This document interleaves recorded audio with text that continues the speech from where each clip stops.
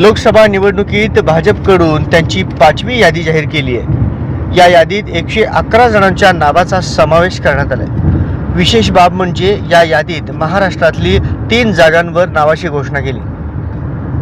48 जागांपैकी महाराष्ट्रात भाजपाने 23 जागांवर दावा केलाय।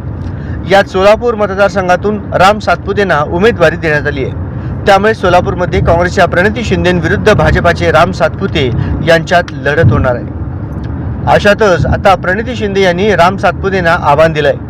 यावेळी बोलताना प्रणिती शिंदे म्हणाल्या, तुम्ही माझ्या वडिलांच्या संघर्षाचे सांगता, मात्र बाहेरच्यांनी येऊन आम्हाला पावती द्यायची गरज नाही। तुम्ही कोण लागून गेलात माझ्या वडिलांचा अपमान करायला?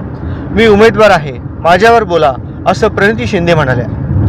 राम सातपुते हे आपल्या खोट्या गरिबीचा दाखला देत म्हणत फिरतात, अब राजा का बेटा राजा नहीं बनेगा, जो काबिल है वही राजा बनेगा। मग सोलापुरात केलेल्या लोकहिताच्या कामाबद्दल बोला आणि लोकांना ठरवू द्या कोण काबिल आहे ते, असं म्हणत प्रणिती शिंदे यांनी राम सातपुते यांना प्रत्युत्तर दिलंय।